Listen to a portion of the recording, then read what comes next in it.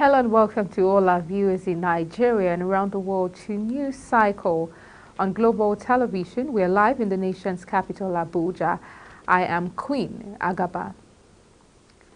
President Tinubu is expected to travel to Qatar between March 2nd and 3rd, an official visit on the invitation of the Emir of Qatar, His Highness Sheikh Tamim bin Hamad Al Thani. In a statement issued by Bayo Onanuga, Special Advisor to the President on Information and Strategy, he explained that the state visit is aimed at strengthening the bilateral economic cooperation between Nigeria and Qatar. The event is being put together by the Nigerian Association of Chambers of Commerce, Industry, Mines and Agriculture, NASIMA, and Qatar's Chambers of Commerce and Industry, where business people from Nigeria will engage their counterparts from Qatar on commercial and investment opportunities available in both countries. Vice President Kashim Shettima has emphasized the need to address the problem of poor border security in order to be able to solve the general security crisis facing the nation. Shettima, who stated this during a meeting with a delegation from the Border Communities Development Agency, BCDA, led by its Executive Secretary, Captain Junaid Abdullahi, at the State House, Abuja, also said the role of the agency in changing the nation's security landscape. The Vice President, however, pledged the federal government's action to secure and develop Nigeria's border communities to improve the lives of residents and the security situation in the country. The presidency has said the Federal Ministry of Agriculture and Food Security is the final stages of releasing 42,000 metric tons of assorted food items to support vulnerable populations across the country. The Special Advisor to the President on Information and Strategy, Bayo Onanuga, made this disclosure in a statement in Abuja. He said the grains were bagged in 7 locations for onward distribution to the National Emergency Management Agency, NEMA. According to him, after the bagging, the distribution would commence immediately, adding that the first batch would be complemented by the 60,000 metric tons to be purchased by the federal government from the mega rice millers. The presidential aide said phase 2 of the dry season farming for rice, maize and cassava would commence soon across all 36 states and the FCT. Now, amid the free fall of the naira to the United States dollar, traders who deal in grains have devised a way to sell their wares to neighboring countries for higher profits. Many of them claim that they prefer to sell their wares to the countries because they had stronger currencies compared to the naira. This, several experts have said, may lead to hoarding and an artificial grain scarcity and can cause the price of the goods to further head north, thereby leading to a food crisis if nothing is done about it. This is coming at a time when the country is battling severe hunger as the prices of staples have increased by over 300%. The Minister of Information and Culture, Mohammed Idris, on Friday said the government would go after economic saboteurs. He also said since the removal of the petrol subsidy, petrol importation has dropped by 50%, amounting to 1 billion litres monthly. According to data released by the National Bureau of Statistics, he noted that crude oil production is rising steadily, increasing to an average of 1.55 million barrels per day in Q4 2023 from 1.22 million barrels per day in the preceding quarter. The minister also harped on the monthly receipts by the state from the Federal Accounts Allocation Committee, FAAC, surging since the subsidy removal, giving government at all levels billions of naira in extra headroom to deliver the dividends of democracy to Nigerians. And now the Independent National Electoral Commission, INEC, has revealed that the federal government released 313.4 billion naira for the conduct of the 2023 general elections. The Commission, in its 2023 general election report released on Friday, said out of the 355 billion naira approved for the conduct of the elections, the sum of 313.4 billion naira was only released as of September 2023. According to the report, based on the key activities in the approved election project plan for the 2023 general election, INEC proposed a budget of 305 billion naira for the conduct of the elections. The breakdown of this amount showed that the Commission asked for 159.7 billion naira for electoral operations, 117.3 billion for electoral technology, and 20.4 billion naira for electoral administrative costs. President Bola Tinubu led governors, members of the National Assembly and other dignitaries to the final burial ceremony of former governor of Ondo State, Rotimi Akeredolu in Owo. The secretary to the government of the Federation, George Akume, and the governors of Ekiti, Osun, Enugu, Bayelsa, Kwara, Benue, Lagos, Anambra, Ogun, Oyo, and Delta states were also in attendance.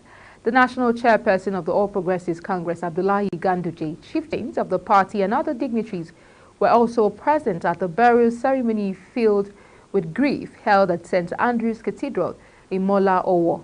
Tinubu said it was not a day to mourn but a remembrance and celebration of life to God and humanity of Akeredolu, who served humanity to the best of his ability. Now, the Gombe State government has announced the discovery of 523 ghost workers following the implementation of a biometric verification register for civil servants in the state. Governor Inuwa Yahaya disclosed this during the induction of newly recruited biometric supervisors in the state. Represented by his deputy Manasa Jatau, the governor stated that the biometric verification, which commenced 3 years ago, has exposed non-existent workers and saved the state approximately 1.5 billion naira. He said the state deployed 4,000 biometric machines for attendance registration across all areas. The facilitating the discovery of ghost workers, Inuwa stated that the presence of ghost workers has negatively impacted social and economic development projects in the state.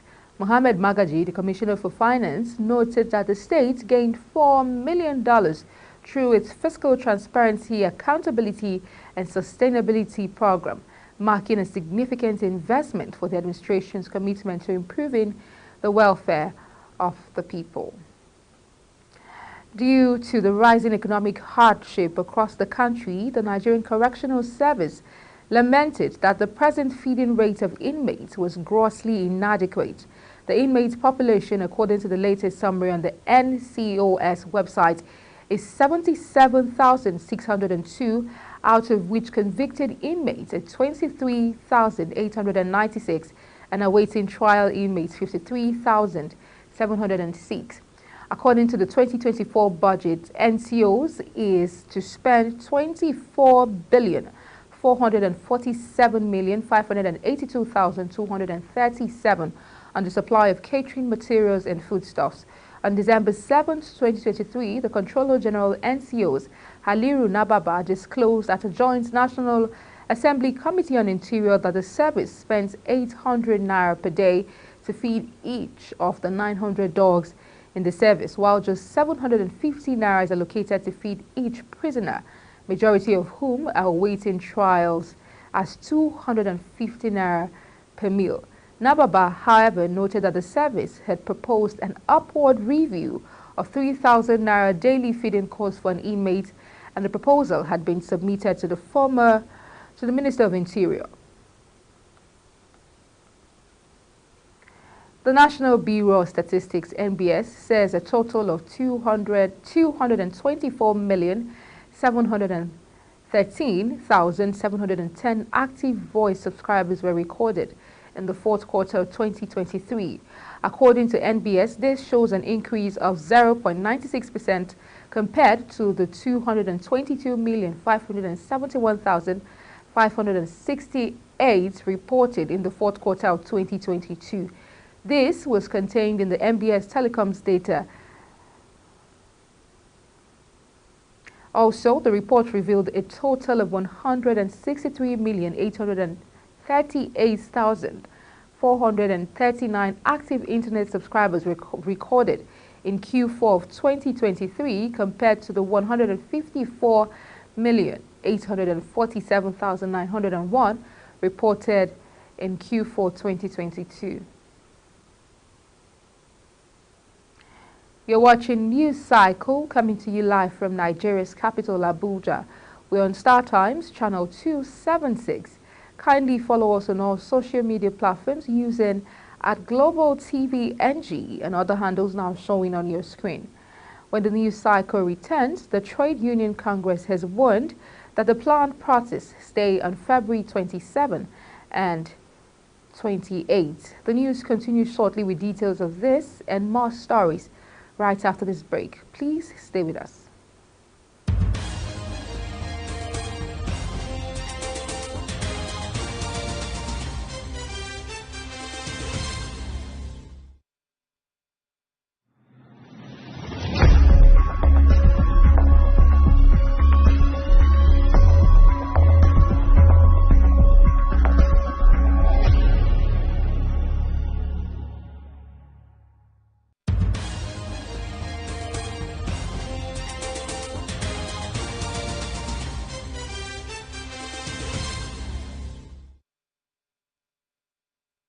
Many thanks for staying with us. Now, if you've just joined us, this is Global Television, bringing you live broadcast of the news cycle.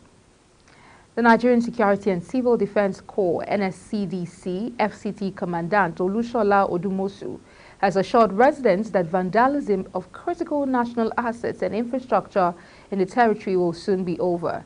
Odumosu gave this assurance during a visit to the Abuja Municipal Area Council Chairman Christopher Mekalango in Abuja. According to him, the command would sustain its war against criminal elements in the FCT, particularly vandals who are short-changing the citizens of the dividends of democracy. He said vandalism and theft of public property such as manhole covers, street lights, traffic lights, roads, bridges and water dams would be eradicated in the FCT. The commandant said on assumption of duty he declared war on vandals and had recorded success in that area. He stated he was dedicated to keying into the NSCDC Safe School program of ensuring adequate protection of schools across the territory. He therefore sought the support of the chairman of the Corps to achieve optimum performance and effective delivery of its mandate as enshrined in its act. On his part, the AMAC chairman assured the commandant of his continued support in ensuring the mandates of the Corps were achieved in the FCT. 18 out of 24 lawmakers in the Zamfara State House of Assembly have been impeached by the Speaker. Have impeached the Speaker, Honorable Bilyaminu Moriki. The lawmakers, however, ratified Honorable Bashar Gumi as the pro-tempore Speaker. Reports gathered that 18 out of 24 members unanimously agreed to impeach the Speaker during an emergency meeting. This medium further learned that the removal of the Speaker may not have been unconnected with the motion moved by one of the members representing Maru constituency, Honorable Nasiru Abdullahi. The lawmakers said that the Speaker's impeachment followed the resurgence of insecurity as a result of the bandits' persistent attacks on communities across the state. Reports gathered that the impeached Speaker was out of the state for some days before his ousting. The presidential candidate of the Labour Party in the 2023 general elections, Peter Obi, has dismissed speculations that he was parting ways with the party. This is contained in a statement signed by the Peter Obi Media Outreach, POMR. In the statement, the LP candidate distanced himself from the news item on some online platforms, stressing that it was the handwork of mischief makers. The presidential candidate of the Labour Party in the 2023 general elections, Peter Obi, has dismissed speculations that he was parting ways with the party. Former National President of the Nigerian Bar Association, NBA, Olumide Akpata, has emerged as the Labour Party governorship candidate in Edo State. Akpata won the LP primary election held in Benin City, the state capital. He was declared the winner of the primary after polling the highest number of votes. Akpata scored 316 votes to defeat other aspirants in a landslide victory.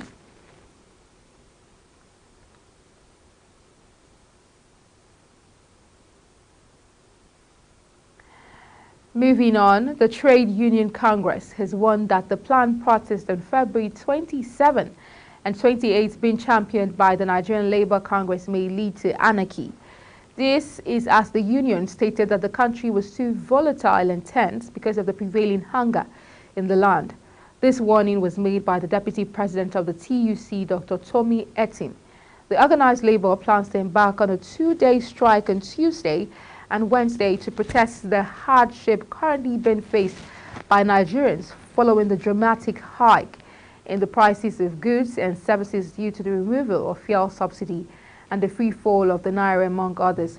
Pockets of protests had broken out in Kano, Niger, Oyo and Osun, among other states, with protesters urging the government to take decisive steps to bring the hardship to an end. Nigeria's annual inflation rate climbed to a near 28-year high of 29.9% in January, up from 28.9% in December and above market forecast of 29.5%. Food prices at an all-time high, with a bag of long grain rice hitting 77,000 naira. Several videos online have shown citizens lamenting the increase in the prices of consumer goods like toothpaste, butter and tinned tomatoes, among others, and asking the President, Bola Tinubu, to intervene.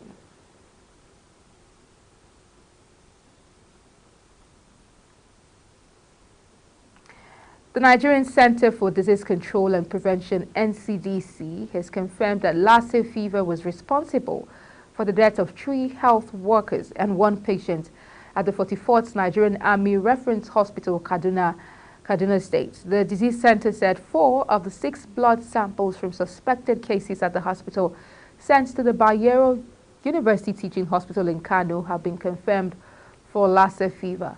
The Director General of the NCDC, Jide Idris, disclosed this at a press briefing in Abuja, noting that 25 close contacts of all the cases are now being monitored and have been placed on prophylactic medicine, following earlier reports from the Army's medical authorities which linked the symptoms of the disease to what it described as acute viral hemorrhagic fever.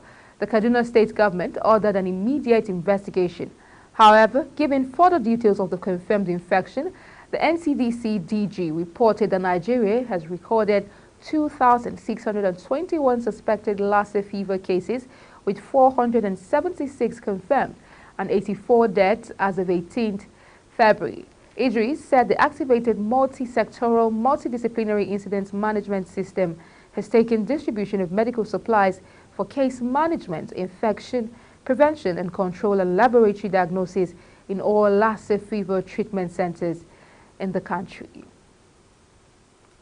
Now, the youth wing of the Christian Association of Nigeria, YOWICAN, has called for the arrest and prosecution of a yet-to-be-identified Islamic preacher who allegedly said the wife of the president, Oluremi Tinubu, should be put to death. The cleric had been captured in a now viral video saying the Muslim ticket of President Bola Tinubu and his vice, Kashim Shettima, was a scam. The cleric averred that Mrs. Tinubu, being an infidel, should be put to death as provided for in the Quran. He, however, did not provide any chapter or verse of the Quran to support his claim. Reacting, YOWICAN, in a communique issued at the end of its National Executive Council NEC meeting held in Abuja on Friday, frowned at the outburst of the cleric. The association emphasized the need for swift action to forestall further deterioration of the security situation in the country. The Central Bank of Nigeria, CBN, has introduced a fresh set of guidelines to keep Bureau de Change in check. Under the new guidelines, BDCs in the Tier 1 category must have a capital requirement of 2 billion naira, while Tier 2 BDCs must have a capital requirement of 500 million naira. Tier 1 BDCs formerly were expected to cough out 15 million naira to acquire the license. This represents a 13,233.33% license-free hike. The CBN was forced to come up with a new set of guidelines in order to address the ongoing foreign exchange crisis in the country. The Financial Policy and Regulation Department of the CBN, headed by Haruna B. Mustafa, detailed what is now expected of BDCs in Nigeria. The The guidelines specify that banks, government agencies and NGOs are prohibited from having ownership stakes in BDCs. The permissible activities of BDCs include buying and selling foreign currencies, issuing prepaid cards, and acting as cash points for money operators. BDCs are not allowed to take deposits, grant loans, deal in gold, or engage in capital market activities regarding the sale of foreign currencies. BDCs can sell forex for purposes such as travel, medical bills, and school fees up to specified limits per customer annually. The gravity of the challenge of foreign exchange FX was laid bare when the governor of the Central Bank of Nigeria, CBN, Olayemi Cardoso, announced the new leadership of the Apex Bank inherited a $7 billion FX backlog. The scarcity of FX has led to an unprecedented crash in the value of the naira. Nigeria's legal tender from an average exchange rate of 460.702 naira per dollar in May last year. The naira depreciated to between 1,470 naira to 1,800 naira last week. The CBN governor has used every opportunity to engage in the public to assure that his team was undertaking a series of reforms to raise the value of the naira by working to make more FX available to those genuinely in need of it.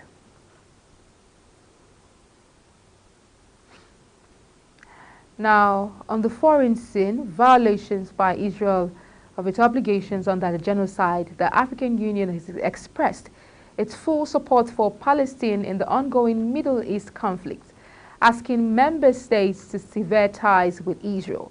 The AU called on the international community to live up to the shared principles of humanity and justice. It expressed outrage at what it described as a humanitarian catastrophe occurring in the Gaza Strip caused by Israeli forces. The AU expressed concerns about the possibility of the ongoing conflict spreading to Lebanon and other neighboring countries and the Middle East region. It further commended South Africa for taking the bold step to institute precedents against Israel before the International Court of Justice, ICJ, regarding the Blantyre Convention in relation to Palestinians in the Gaza Strip. And that's it on the news cycle, and it came to you live from Nigeria's capital, Abuja. Don't forget, we're on StarTimes channel 276. Kindly follow us on all social media platforms using @GlobalTVNG and other handles now showing on your screen. I'm Queen Agaba. Thank you for watching and see you again.